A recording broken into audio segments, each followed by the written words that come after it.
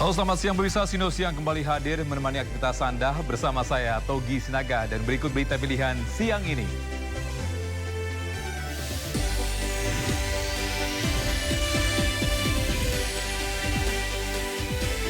Cegah pemblokiran bandar judi store 24 juta rupiah ke oknum Komdigi.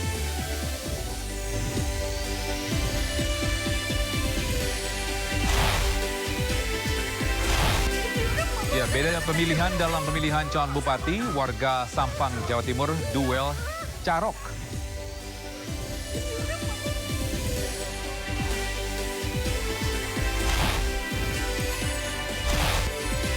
Ya, cedera saat melakoni laga melawan Jepang, Kevin Dix absen dalam pertandingan malam nanti melawan Arab Saudi.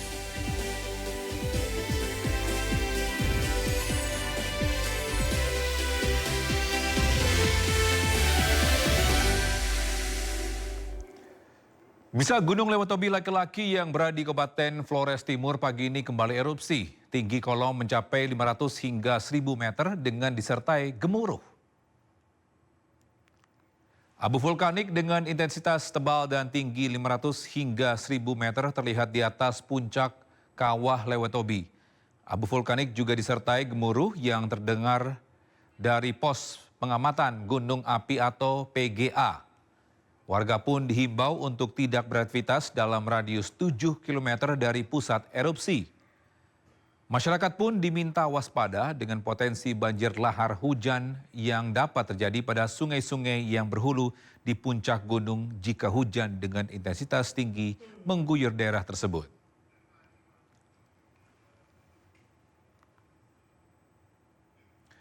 Pengungsi terdampak erupsi Gunung Lewotobi laki-laki yang berada di tenda pengungsian di Desa Egon, Kecamatan WGT sangat memprihatinkan. Mereka tidur beralaskan terpal dan tenda bocor.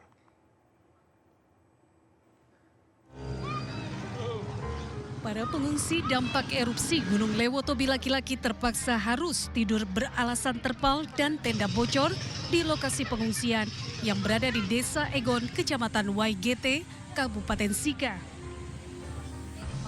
Tak hanya itu, mereka juga tidur harus berdesakan dalam tenda berukuran 3x4 karena satu tenda harus menampung 5 kepala keluarga yang berjumlah hingga 17 orang. Sudah nyaman kasih tahu saya tinggal ini saja masih kurang. Apa? Spring apa? Kasur? Kasurnya ya. Pohon tidur? Masih kurang. Masih kurang. Hingga saat ini pengungsi yang mengungsi di posko Desa Egon berjumlah 1.192 jiwa. Dari Sika, Joni Nura, iNews melaporkan. Ya, sementara itu guna memastikan layanan dibagi pengungsi erupsi Lewotobi di Kabupaten Flores Timur, Nusa Tenggara Timur, Kapolri Jenderal Listio Sigit Prabowo kunjungi posko pengungsi.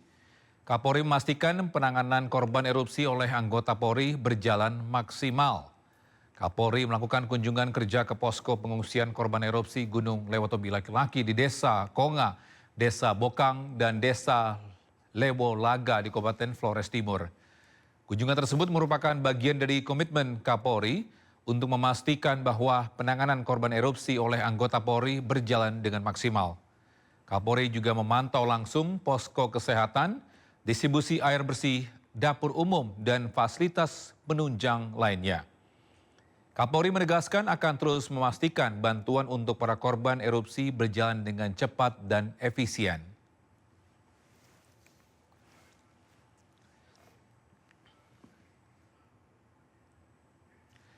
Kita ke informasi lainnya, pemirsa. Polda Metro Jaya menangkap 4 bandar judi online pemilik sekaligus pengelola ribuan situs judi online.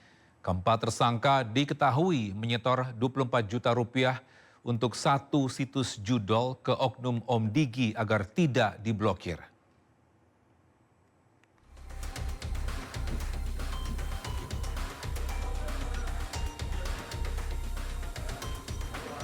Inilah detik-detik penggerebekan seorang bandar judi online di sebuah kamar hotel di Kebayoran Baru, Jakarta Selatan, Jumat dini hari. Kepada polisi, HE mengaku memiliki situs judi online bernama Keris 123. Selain mengelola ribuan situs judi online, tersangka HE diketahui berperan sebagai penghubung antara bandar judi dengan pegawai Komdigi berinisial MN. HE mengaku menyetorkan uang sebesar 24 juta rupiah per situs judi online kepada MN agar daftar situs judi online yang ia serahkan tidak diblokir. Selain menangkap HE, polisi kembali berhasil menangkap 3 DPO judi online lainnya Sabtu sore. Dari hasil pemeriksaan, ketiga DPO ini juga berperan sebagai pemilik dan pengelola ribuan web judi online. Di Reskrimum Polda Metro Jaya, Kombes Pol Wira Satria Triputra mengatakan ketiga DPO berinisial B, BK, dan HF ditangkap saat mendarat di Bandara Soekarno-Hatta usai kembali dari luar negeri. Peran daripada tersangka B maupun tersangka BK dan tersangka HF maupun tersangka HE yang kemarin sudah ditangkap 1 hari sebelumnya adalah sebagai pemilik dan sekaligus pengelola ribuan web judi agar tidak diblokir oleh Komdigi.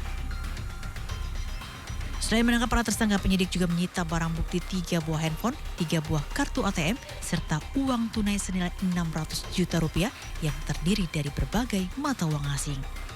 Kini polisi telah menangkap 22 orang tersangka judi online, 10 diantaranya merupakan pegawai Komdigi dan 12 warga sipil.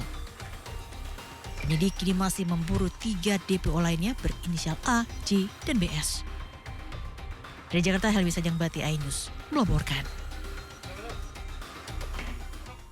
Pemirsa, Kejaksaan Agung akhirnya menangkap dan resmi menahan tersangka kasus korupsi komoditas timah Henry Lee.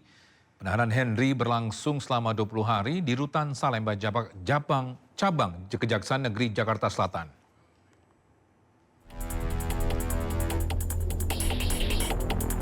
Mantan bos Sriwijaya Air, Henry Lee ditangkap tim Kejaksaan Agung di Bandara Soekarno-Hatta, Tangerang, Banten. Henry dikawal ketat dan langsung dibawa ke gedung Kejaksaan Agung Jakarta. Selama ini, Henry Lee mangkir setiap kali Kejagung menjadwalkan pemanggilan. Henry berdalih ia berada di Singapura untuk berobat. Pasca penangkapan, Henry Lee akan diperiksa dan ditahan selama 20 hari, terhitung Senin 18 November 2024. Ia ditahan di Rutan Salemba, Cabang Kejaksaan Negeri Jakarta Selatan.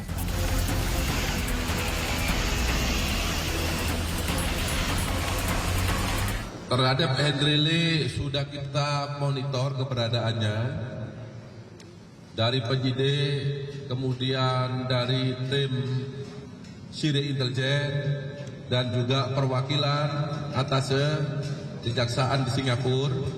Kita sudah mengikuti, memonitor keberadaannya dia, dan pada saat ini dia pulang secara diam-diam kita lakukan penangkapan di bandara.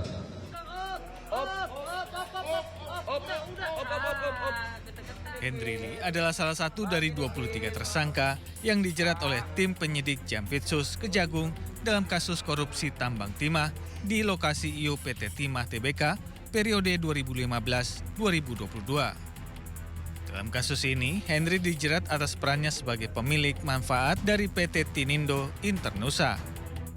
Kasus ini merugikan keuangan negara sebesar 300 triliun rupiah akibat kerusakan lingkungan yang ditimbulkannya. Tim Liputan iNews melaporkan. Ya, sementara itu Mahkamah Agung menyatakan 3 hakim agung yang menangani kasus Gregorius Ronald Tanur tidak melanggar kode etik. MA membantah isu pemufakatan jahat dalam penanganan kasasi Ronald Tanur.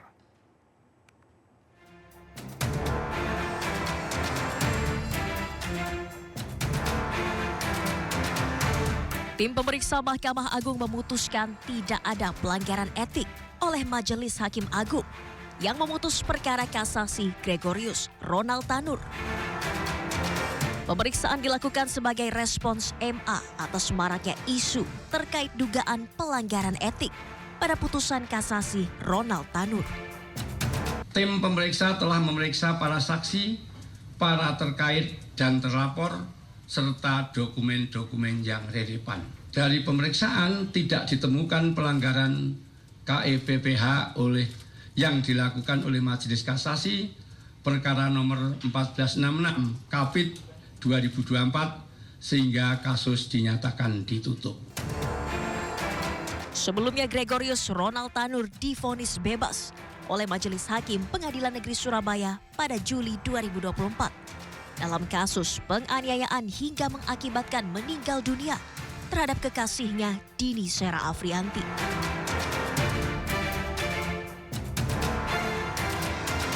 Pasca vonis bebas Ronald Tanur yang menuai sorotan tajam, Kejaksaan Agung menetapkan 3 hakim yang menangani perkara, yakni Erintua Damanik, Mangapul, dan Heru Hanindyo sebagai tersangka penerima suap dan gratifikasi vonis bebas Ronald Tanur. Total ada 6 orang yang ditetapkan sebagai tersangka dalam kasus dugaan gratifikasi putusan bebas Ronald Tanur di Pengadilan Negeri Surabaya. Termasuk 3 majelis hakim yang memutus perkara, mantan pejabat MA Zarof Richard, ibu serta pengacara Ronald Tanur. Dari penangkapan maklar kasus sekaligus mantan pejabat Mahkamah Agung Zarof Richard, diduga ada pemufakatan jahat untuk menyuap Majelis Hakim Kasasi perkara Ronald sebesar 5 miliar rupiah agar putusannya menguatkan vonis bebas Majelis Hakim PN Surabaya. Tim Liputan iNews melaporkan.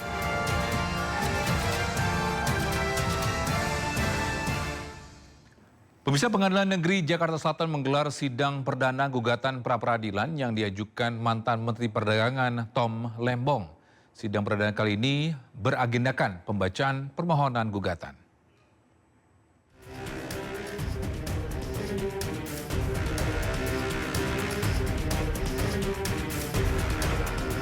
Sidang perdana gugatan pra-peradilan Menteri Perdagangan periode 2015-2016 Tom Lembong digelar di Pengadilan Negeri Jakarta Selatan Senin siang. Sidang beragendakan pembacaan permohonan dari tim kuasa hukum Tom Lembong. Gugatan pra-peradilan diajukan Tom Lembong melalui kuasa hukumnya untuk memastikan keabsahan penetapannya sebagai tersangka oleh Kejaksaan Agung dalam kasus dugaan korupsi impor gula. Tim kuasa hukum Tom Lembong menyebut ada kesalahan yang dilakukan Kejagung dalam penetapan tersangka hingga penahanan Tom Lembong. Salah satunya, Kejagung tidak memberi kesempatan kliennya untuk menunjuk pengacaranya sendiri saat ditetapkan sebagai tersangka. Pada waktu itu, peristiwanya itu Pak Tom Lembong itu diperiksa sebagai saksi, dipanggil sebagai saksi. Beliau dipanggil sebagai saksi, sampai sore diperiksa, stop, sekian jam tidak ada kegiatan, didiamkan, lalu dipanggil lagi malamnya, karena masih mau nunggu di sana, tidak boleh keluar kemana-mana, lalu dikatakan bahwa dia menjadi tersangka dan dia akan ditahan. Tentunya mentalnya down kan pada waktu itu. Agenda sidang pra-peradilan Tom Lembong akan dilanjutkan dengan agenda pembuktian oleh pihak penggugat. Tim kuasa hukum berharap Tom Lembong dapat dihadirkan di muka persidangan. Dari Jakarta, Naura Syafikah, Aris Setiawan, iNews melaporkan. Kita beralih ke kasus lain. Bisa sidang peninjauan kembali kasus kopi sianida diwarnai aksi walkout Jessica Kumala Wongso dan tim kuasa hukumnya. Hal ini lantaran jaksa kembali menghadirkan saksi ahli.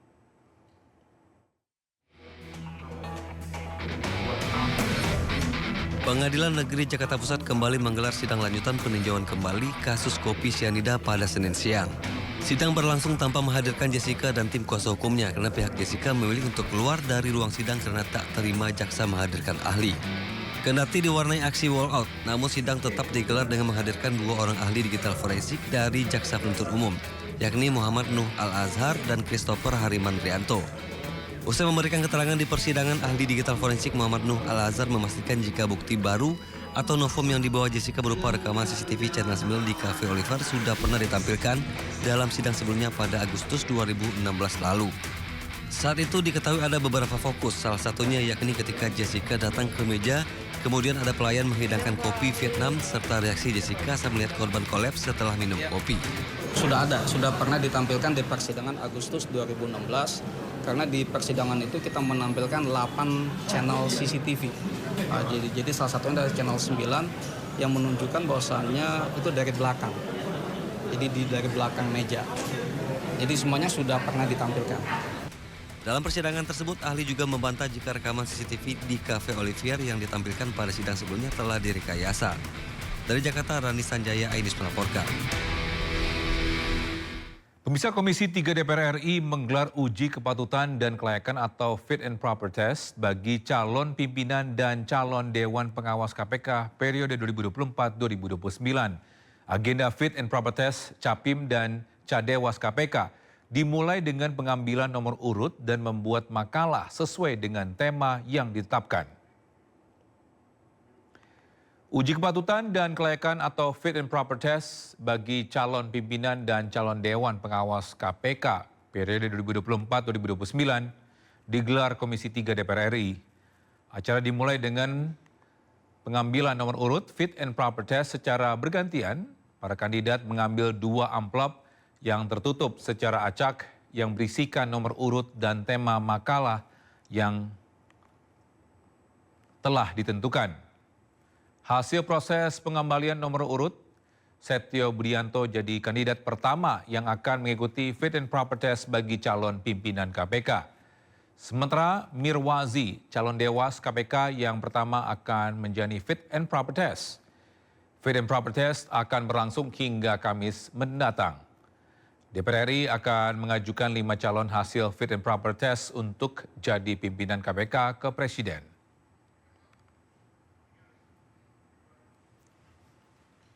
Kalau untuk Capim itu kami akan memilih dan menetapkan anggota pimpinan dan ketua KPK. Ya.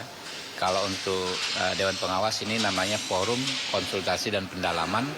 Untuk berikutnya kami akan merekomendasikan 5 orang ya kepada Presiden. Saat ini sedang pembuatan makalah.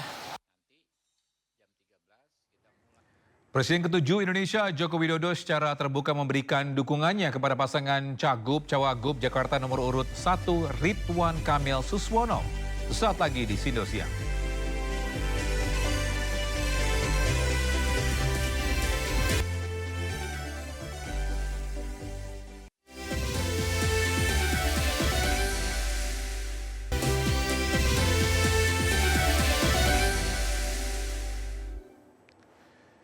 Kembali bersama kami di Sindo Siang, pemirsa, viral di media sosial lampu sorot belakang sebuah mobil menyilaukan pengendara lain di Malang, Jawa Timur. Warganet melayangkan protes karena keberadaan lampu sorot tersebut membahayakan pengendara lainnya. Polisi langsung menindak mobil tersebut yang ternyata milik seorang food vlogger.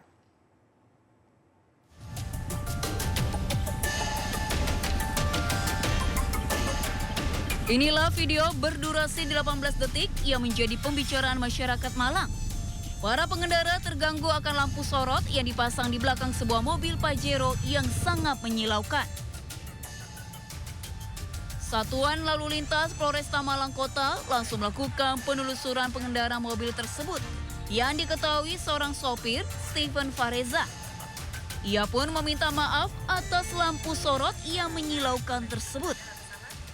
Mas Nuril Abdillah yang bilang ke pihak Sunrise-nya untuk Mas ini nggak menyilaukan pengendara lain gitu, katanya mau dicopot atau mau diganti, tapi sampai sekarang belum ada tindak dari pihak Sunrise-nya, dan itu dari pihak kaminya saya lakukan biar nggak silau. Viral itu sebelum itu sudah saya solasi, dan itu pas kemungkinan pas kemarin hari Sabtu itu kena air hujan kan, lepas. Pihak kepolisian menyebut akan menindak tegas bengkel aksesoris mobil tersebut. Sedangkan pengendara mobil dijerat pasal 287 ayat 4 Undang-Undang Nomor 2 Tahun 2009 tentang lalu lintas dan angkutan jalan dengan dikenai denda Rp250.000. Hal ini kami dari Satlantas selain melakukan penilangan terhadap pengendara mobil, juga kami melakukan teguran kepada pemilik mobil dan kepada bengkel Sunflower, di mana informasinya sering memasang lampu seperti itu. Kami mengantisipasi agar tidak terjadi lagi viral-viral video lainnya terkait dengan lampu belakang yang menyilaukan. Lampu sorot ini pun langsung dilepas di Mapolresta Malang Kota. Untuk menghindari dampak bahaya yang muncul, pengendara diminta menggantinya dengan lampu yang sesuai standar. Dari Malang, Jawa Timur, Saif Hajarani, iNews melaporkan.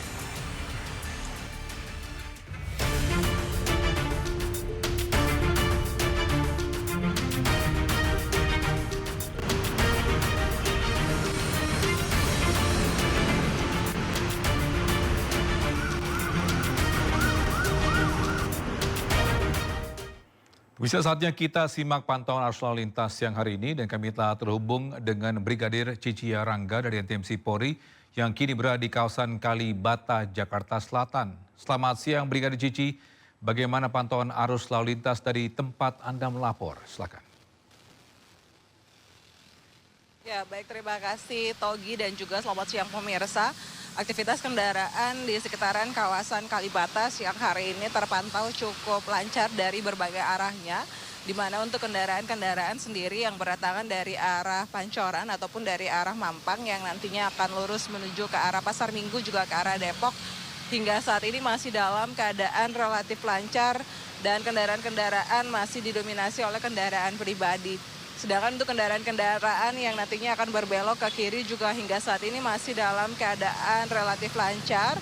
Terlihat juga para pengendara masih menempuh kecepatan kendaraan di batas normal yaitu 45 km per jamnya. Dan untuk kendaraan-kendaraan yang berdatangan dari arah sebaliknya, dari arah Pasar Minggu maksud kami yang nantinya akan mengarah ke arah Pancoran juga hingga saat ini masih dalam keadaan relatif lancar.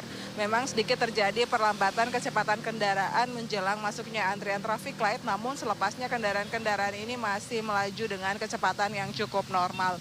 Dan untuk kendaraan-kendaraan dari arah Dewi Sartika ataupun dari arah Kalibata yang nantinya juga akan keluar menuju ke Pasar Minggu ataupun juga yang akan berbelok ke kanan menuju ke arah Pancoran juga hingga saat ini terjadi perlambatan kecepatan kendaraan di mana juga ada antrian traffic light yang cukup memanjang sekitar 200 meter ke belakang, namun selepasnya kendaraan-kendaraan ini masih melaju dengan kecepatan yang cukup normal.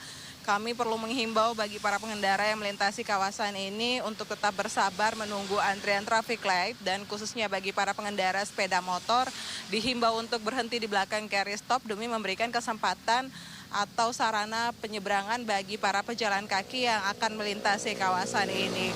Dan pemirsa juga antisipasi kendaraan yang keluar masuk di sekitaran pusat perbelanjaan yang berada di kawasan Kalibata.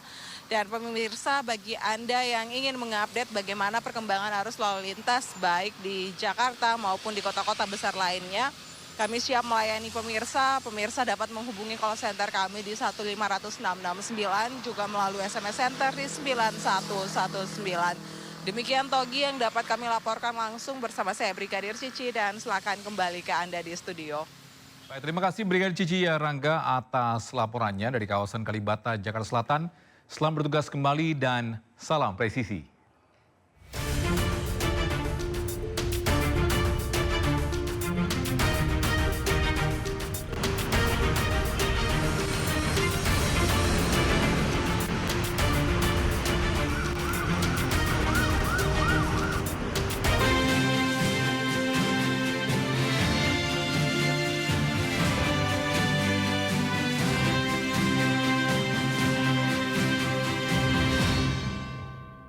Misalnya Presiden ke-7 Indonesia Joko Widodo secara terbuka memberikan dukungannya kepada pasangan Cagup-Cawagup Jakarta nomor urut 1 Ridwan Kamil Suswono.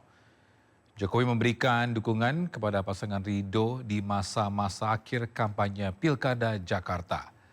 Menurut Jokowi, sosok Ridwan Kamil adalah figur pemimpin paling tepat untuk mengurus Jakarta.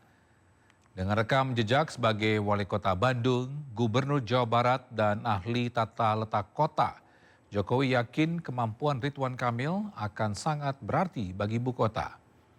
Sementara itu, Ridwan Kamil mengaku sangat bahagia dan mengatakan dukungan ini menjadi semangat baru bagi pasangan Ridho. Dalam momen ini, RK turut meminta doa dan arahan dari Jokowi agar dapat memenangkan Pilkada Jakarta.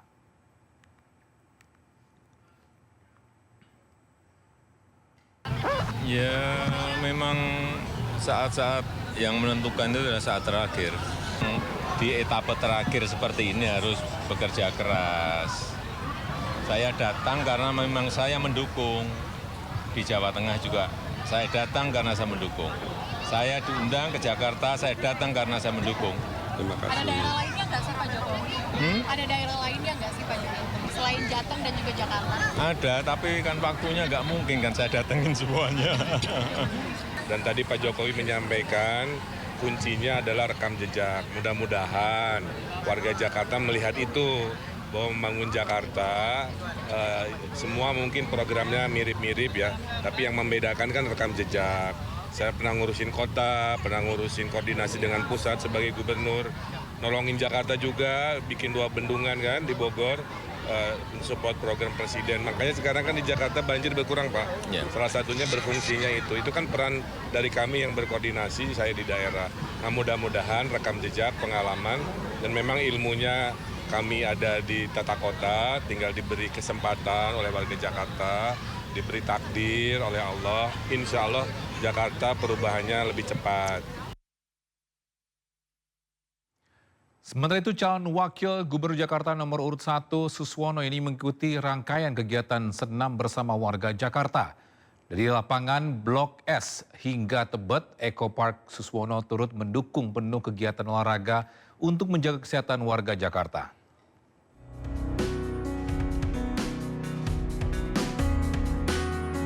Dalam rangka mempromosikan gaya hidup sehat dan peduli kesehatan mental, calon wakil gubernur Jakarta nomor urut 1 Suswono menghadiri kegiatan senam sehat bahagia di lapangan Blok S Jakarta Selatan. Acara ini disambut antusias dan semangat dari ribuan emak-emak dan simpatisan yang berharap pasangan Ridho dapat membawa perubahan nyata bagi Jakarta. Setelah dari Blok S, Suswono melanjutkan kegiatannya di Tebet Eco Park. Bersama relawan teman Ridho dan Rumah Sakit Tebet, ia juga mengajak warga untuk berolahraga melalui senam sehat. Tak hanya berolahraga, warga juga mendapatkan layanan cek kesehatan gratis yang disediakan oleh Rumah Sakit Tebet.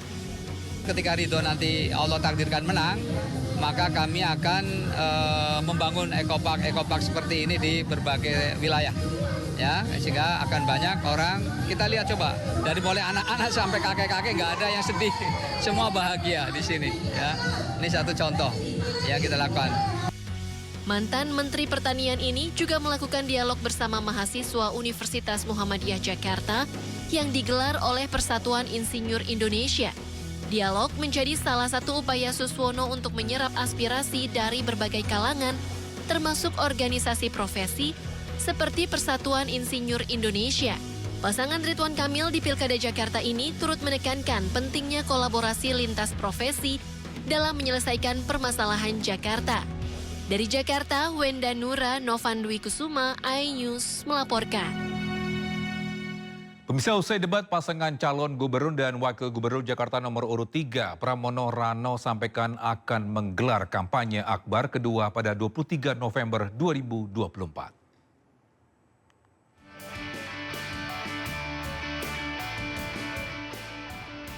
Kampanye akbar kedua pasangan Pramono Rano akan digelar di Stadion Madia Kompleks Gelora Bung Karno pada Sabtu 23 November 2023. Agenda ini disampaikan Pramono Anung usai debat pamungkas yang digelar Minggu malam. Pasangan calon gubernur dan wakil gubernur nomor urut 3 ini juga menyampaikan terima kasih atas dukungan anak Abah dan Ahokers kepada keduanya. Tapi yang jelas saya hari ini bersyukur anak Abah dan Ahoker bersatu memberikan dukungan yang luar biasa bagi saya dan Bang Dul, dan ini menjadi energi yang luar biasa. Di belakang ini pasti ada anak Abah, ada juga Ahoker. Terima kasih. Saya tambahin, kalau Anda tanggal 23 tidak datang, Anda menyesal, karena akan dihadiri tokoh-tokoh yang tidak pernah Anda duga. Terima kasih. Sebelumnya, paslon nomor urut 3 Pramono Rano sudah menggelar kampanye akbar perdana pada 3 November 2024 lalu. Kampanye akbar bertajuk Festival Menyala, Pram dan Rano hadir disambut riuh para pendukung. Acara juga dimeriahkan sejumlah artis ternama tanah air, diantaranya Anang Hermansyah, Once Mekel, Happy Asmara, hingga Ben Jamrud. Tim Liputan iNews melaporkan.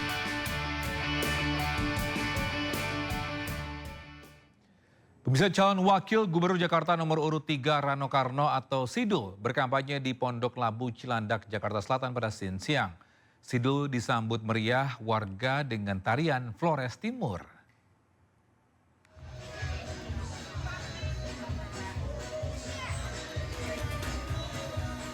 Tiba di lokasi kampanye Jalan Tridharma Raya, Pondok Labu Cilandak, Jakarta Selatan, Rano Karno atau Sidul disambut meriah tarian Flores Timur.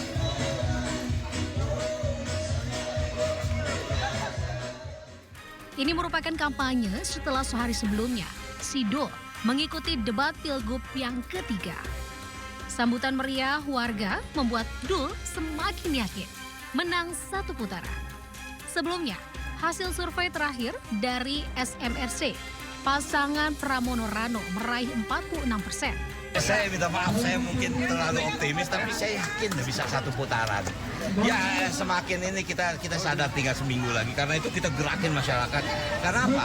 Kepentingan satu putaran bukan hanya bagi kami, tapi bagi masyarakat Jakarta. Ingat loh, kita akan menghadapi sebuah kegiatan besar Ramadan dan Lebaran. Itu tidak mudah menyediakan pangan, menyediakan kebutuhan pokok untuk masyarakat Jakarta pada hari. Karena itu, kalau kita bisa satu putaran, mudah-mudahan mungkin pertengahan Januari pelantikan. Sebelumnya, di hari yang sama, Dul juga berkampanye di Gang Kongrisan, Lebak Bulus, Jakarta Selatan. Dul menyempatkan berfoto bersama warga setelah menyampaikan program-program unggulannya jika terpilih nanti. Di Jakarta, Endang Priyono, iNews melaporkan. Bisa pasangan calon gubernur dan wakil gubernur Sulawesi Tengah nomor urut 1 Ahmad Ali Abdul Karim Al-Jufri tampil memukau dalam debat publik yang digelar oleh KPU Sulawesi Tengah pada Senin 18 November 2024. Dalam debat ketiga yang merupakan debat terakhir ini menunjukkan penguasaan terhadap berbagai isu strategis yang dihadapi masyarakat Sulawesi Tengah. Dengan visi yang jelas dan penyampaian argumen yang meyakinkan, pasangan calon gubernur dan wakil gubernur Sulawesi Tengah nomor urut 1 Ahmad Ali Abdul Karim Al-Jufri mampu mendominasi jalannya diskusi dalam debat publik yang digelar oleh KPU Sulawesi Tengah pada Senin 18 November 2024. Menurut Ahmad Ali, debat publik diyakini akan menjadi titik penting bagi masyarakat Sulawesi Tengah untuk menentukan pilihan. Dalam perdebatan tadi, bukan lagi untuk memastikan kemenangan, tapi kami hadir dalam debat tadi membawa pikiran itu untuk memastikan mengembangkan kemenangan di tanggal 27 November. Karena hari ini kami tidak bicara menang lagi, kami menang, kami sudah menang. Dan berbagai lembaga survei itu sudah mengatakan itu. Tapi di sisi lain, kami tidak mau ingin menang apa adanya. Kami ingin memastikan bahwa 27 November kami menang secara mutlak. Calon wakil gubernur Abdul Karim Al-Jufri juga menyebut jika terpilih, dia dan Ahmad Ali dapat membantu kemajuan dan kesejahteraan masyarakat Sulawesi Tengah dengan dukungan penuh dari Presiden RI Prabowo Subianto, di mana Abdul Karim Al-Jufri sendiri adalah Sekretaris Gerindra Sulteng dan lama membantu Prabowo di Jakarta. Kami tidak ingin para bupati wali kota menjadi lawan politik. Mereka adalah kawan untuk membangun Sulawesi Tengah. Dan kalau kita bicara tentang hubungan dengan pemerintah pusat, kami didukung oleh partai pemenang di negeri. Ada Golkar. Kami didukung oleh partai yang punya presiden, ada Gerindra. Pasangan beramal ini meyakini masyarakat Sulawesi Tengah akan memilih pemimpin yang berpihak kepada rakyat. Dari Poso, Sulawesi Tengah, Firsya Mawaldi Aditya, iNews melaporkan.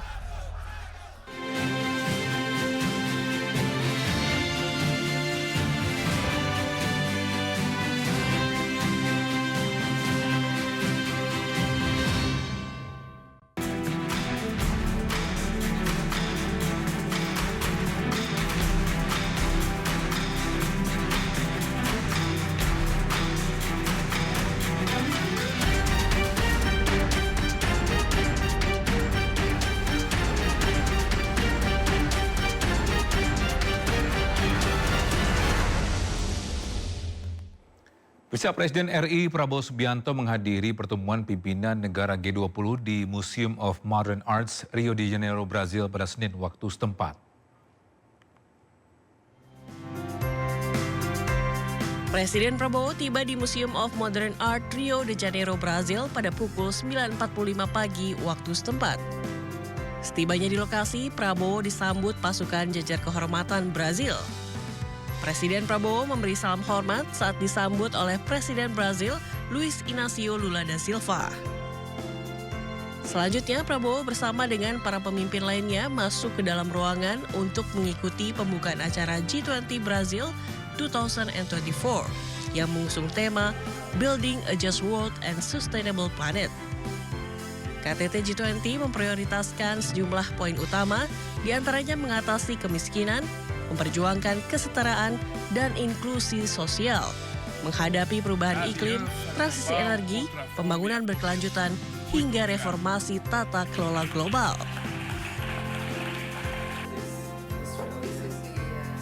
Sementara itu, di sela-sela pelaksanaan KTT G20 di Rio de Janeiro, Brazil, Presiden Prabowo Subianto menghadiri MIKTA Leaders Gathering yang kedua. Pertemuan ini diselenggarakan oleh Meksiko sebagai Ketua MIKTA 2024 dan dihadiri Presiden Meksiko Claudia Sheinbaum, Presiden Republik Korea Yoon Suk Yeol, Presiden Turki Recep Tayyip Erdogan, dan Perdana Menteri Australia Anthony Albanese. Pertemuan MIKTA di KTT G20 Brazil menegaskan kembali peran forum sebagai wadah konsultasi untuk mendorong kerjasama yang inklusif dan responsif terhadap isu-isu global. Dalam kesempatan ini, para pemimpin juga menyoroti pentingnya memperkuat hubungan antar negara anggota dalam menghadapi tantangan global. Pemirsa, Kementerian Ketenagakerjaan mengungkapkan terdapat 63.947 tenaga kerja yang terkena PHK pada periode Januari hingga Oktober 2024. Jika diurutkan berdasarkan wilayahnya, tenaga kerja ter-PHK paling banyak terdapat di Provinsi DKI Jakarta mencapai 14.501 orang. Jumlah tenaga kerja yang menjadi korban pemutus hubungan kerja terus bertambah sejak Januari hingga Oktober 2024. Berdasarkan satu data yang dirilis Kementerian Ketenagakerjaan, terdapat 63.947 tenaga kerja yang terkena PHK pada periode Januari hingga Oktober 2024. Jumlah tersebut meningkat 10.954 tenaga kerja dibandingkan periode Januari hingga September 2024 yang mencapai 52.933 orang. Jika diurutkan berdasarkan wilayahnya, tenaga kerja ter-PHK paling banyak terdapat di Provinsi DKI Jakarta, yaitu sekitar 22,68% dari jumlah tenaga kerja ter-PHK yang dilaporkan. Berikut 10 provinsi teratas yang terkena PHK periode Januari hingga Oktober 2024.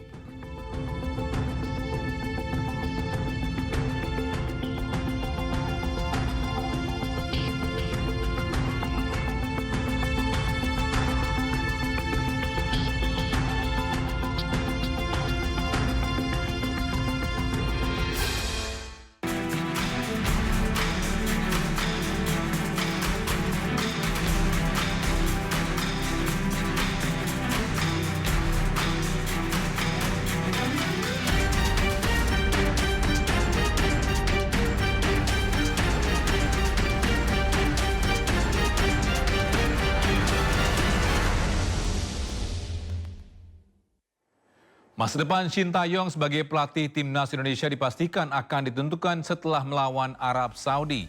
Sido Siang akan kembali dengan informasi menarik lainnya. Tetaplah bersama kami.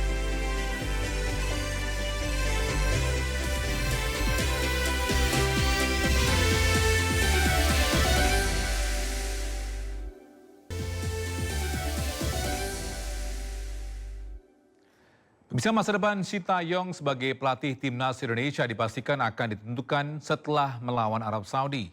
Sebab kabarnya PSSI akan melakukan evaluasi besar-besaran setelah laga ini.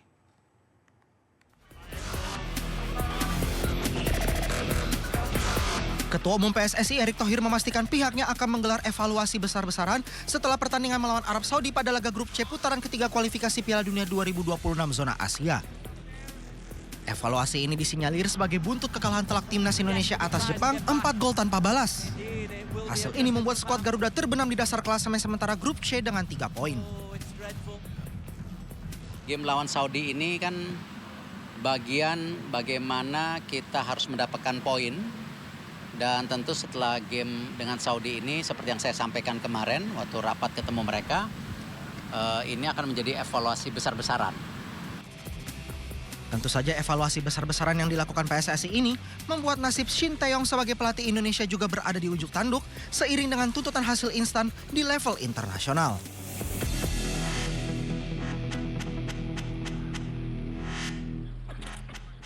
Pemirsa, hari ini Timnas Garuda Indonesia akan kembali menjamu Timnas Elang Hijau atau Timnas Arab Saudi di Stadion Gelora Bung Karno, Jakarta dalam laga kualifikasi Piala Dunia Zona Asia.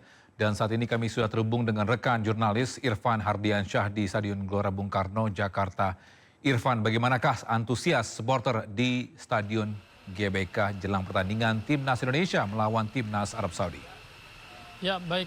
Terima kasih Togi dan juga pemirsa. Jelang laga Timnas Indonesia melawan Arab Saudi pada matchday ke-6 grup C babak ketiga kualifikasi Piala Dunia 2026. Untuk situasi terkini di Stadion GBK Jakarta, tepatnya di Plaza Utara, sudah terlihat ada beberapa penonton ataupun supporter yang hendak melakukan penukaran tiket. Dari pantauan kami memang untuk penukaran tiket sendiri ini sudah dibuka sejak pukul 8 pagi tadi dan kami memantau memang sudah ada terlihat beberapa antrian dari supporter ataupun penonton yang hendak melakukan penukaran tiket di booth Garuda ID yang berada di Plaza Utara Stadion Utama Gelora Jakarta. Dan jika melihat antusiasme penonton pada pertandingan sebelumnya antara Indonesia melawan Jepang ini terlihat sangat tinggi, di mana seluruh tiket yang disediakan oleh pihak PSSI ini sudah terjual habis dan dihadiri oleh 70.000 penonton. Dan dari keterangan resmi dari PSSI juga untuk pertandingan Indonesia melawan Arab Saudi nanti malam ini yang akan digelar pada pukul 19 waktu Indonesia bagian Barat, seluruh tiket ini sudah terjual habis dan itu artinya 70.000 penonton ini akan datang secara langsung untuk menyaksikan pertandingan Indonesia melawan Arab Saudi. Dan pada pertemuan sebelumnya memang antara Arab Saudi melawan Indonesia yang berlangsung di Stadion King Abdullah Sport City di Jeddah, Indonesia mampu meraih 1 poin dan pada pertandingan nanti malam ini diharapkan kita semua warga Indonesia tentu harus berdoa Indonesia mudah-mudahan menang dan meraih poin penuh pada pertandingan nanti malam Indonesia melawan Arab Saudi. Dan untuk situasi terkini memang ini terlihat ada beberapa penonton yang hendak melakukan penukaran tiket di booth Garuda ID. Togi. Baik, terima kasih Irfan atas informasinya. Selamat bertugas kembali dan salam sehat. Baik pemirsa, jelang pertandingan Indonesia melawan Arab Saudi dipastikan Kevin Dix tidak memperkuat timnas Indonesia dikarenakan mengalami cedera usai melawan Jepang pada Jumat lalu. Kevin Dix yang ditemani rekannya bertolak menuju Denmark saat ditemui di Bandara Internasional Soekarno-Hatta, Tangerang, Banten, Senin malam.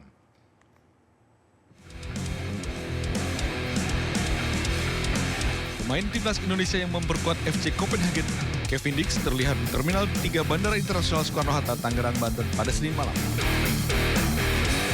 Kevin bertolak meninggalkan Indonesia menuju Denmark dengan menggunakan pesawat Qatar Airways KR955 tujuan Doha. Kevin Dix diketahui mengalami cedera pada lututnya usai bertabrakan dengan pemain Jepang saat dirinya debut bersama timnas Indonesia melawan Jepang pada Jumat 15 September 2024 lalu. Meski cedera tidak terlalu parah, namun Kevin Dix akan melakukan pemeriksaan dan pemulihan di Denmark. Ditemui sebelum keberangkatan, Kevin Dix menyatakan dirinya baik-baik saja dan mendukung penuh timnas Indonesia dalam laga melawan Arab Saudi. I appreciate support and I watch tomorrow. Thank you. Oke, berdua. Ya. Pemirsa, informasi tadi mengakhiri Sinus siang hari ini. Anda bisa mendapatkan informasi terkini dan terbaru melalui portal yang menghadirkan berita daerah, berita nasional dan berita internasional lengkap di sinonews.com. Mewakili kerabat kerja yang bertugas, saya Togi Sinaga pamit undur diri. Terima kasih dan sampai jumpa. Bye-bye.